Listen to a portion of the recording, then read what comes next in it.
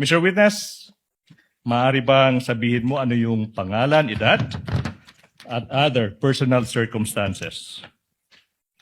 I am Senior Agent John Mark Calilung, a Filipino citizen, 31 years old, with office address at NBI Philinvest Cyberzone Bay City, Macapagal Boulevard, Pasay City, sir. And Mr. Witness, reminder you may answer in Filipino or Tagalog or Filipino or English, okay? Yes. Mr. Witness, what is your occupation, if any? Currently, nasa National Bureau of Investigation po ako. I'm an agent since 2021 and was recently assigned at Cyber Investigation and Assessment Center in April 2026. Okay, you said that you have been an agent of the NBI since 2021, pero you were recently assigned to the Cybercrime Investigation and Assessment Center of the NBI. Now, ano ba yung position mo before you were assigned to the Cybercrime Investigation and Assessment Center, kung meron man? In 2022, I was assigned at Digital Forensic Laboratory Division and in 2024 in Cybercrime Division, sir. Okay, now, you said that you were assigned to the Digital Forensics Laboratory Division in 2022. Now, yung tanong, ano ba yung mga naging primary duties and functions mo bilang ahente ng division na yan? In digital forensic, my primary duties is to identify, preserve, collect, analyze, and present digital evidence in court, sir. Now, preliminary question, have you undergone any training as an agent of that Digital Forensics Laboratory Division? Yes, sir. Now, kung alam mo, ano ba yung naging trainings in that division? I have undergone computer hacking forensic investigation training, mobile forensics, computer forensics, and photo and video authentication training, sir. Okay, so the last part of your answer, Mr. Witness, you mentioned that you were trained, na sinasabi mo, into photo and video authentication. Now, specifically now, ano ba yung naging trainings in that regard? Photo and video authentication, kung meron man. I was trained for 2 weeks intensive training in July 2022 by MaxCore Intervention, sir, in digital forensic. Now, sabi mo, ano nga ba yun? 2 weeks of intensive training. Yung tanong, Mr. Witness, specifically, what happened in that you said 2 week of intensive training? I was trained to perform digital forensics examination, sir. Now, Mr. Witness, you tell the public, what is the objective, if any? What is the objective, if any, if you know, of that digital forensic examination that you said you were trained to do? To present digital evidence, sir, admissible in court na ginawa ko na po multiple times. Multiple times. You appeared in court multiple times. Specifically, how many times? At least 30 times, sir. And for how long have you been practicing digital forensic examination? 2 years, sir.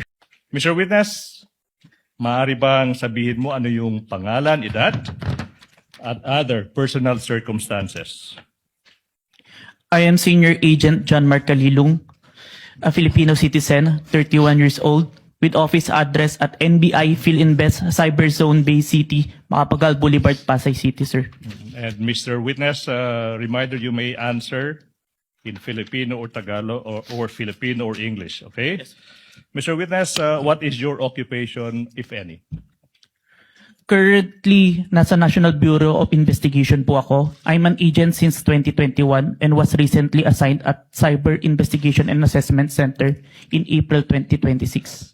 Okay, you said that you have been an agent of the NBI since 2021, pero you were recently assigned to the Cybercrime Investigation and Assessment Center of the NBI. Now, ano ba yung position mo before you were assigned to the Cybercrime Investigation and Assessment Center, kung meron man? In 2022, I was assigned at Digital Forensic Laboratory Division and in 2024 in Cybercrime Division, sir. Okay, now, you said that you were assigned to the Digital Forensics Laboratory Division in 2022. Now, yung tanong, ano ba yung mga naging primary duties and functions mo bilang ahente ng division na yan? In digital forensic, my primary duties is to identify, preserve, collect, analyze, and present digital evidence in court, sir. Now, preliminary question, have you undergone any training as an agent of that Digital Forensics Laboratory Division? Yes, sir. Now, kung alam mo, ano ba yung naging trainings in that division? I have undergone computer hacking forensic investigation training, mobile forensics, computer forensics, and photo and video authentication training, sir. Okay, so the last part of your answer, Mr. Witness, you mentioned that you were trained, na sinasabi mo, into photo and video authentication. Now, specifically now, ano ba yung naging trainings in that regard? Photo and video authentication, kung meron man. I was trained for 2 weeks intensive training in July 2022 by MaxCore Intervention, sir, in digital forensic. Now, sabi mo, ano nga ba yun? 2 weeks of intensive training. Yung tanong, Mr. Witness, specifically, what happened in that you said 2 week of intensive training? I was trained to perform digital forensics examination, sir. Now, Mr. Witness, you tell the public, what is the objective, if any? What is the objective, if any, if you know, of that digital forensic examination that you said you were trained to do? To present digital evidence, sir, admissible in court na ginawa ko na po multiple times.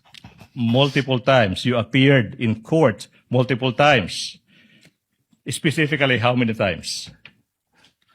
At least 30 times, sir.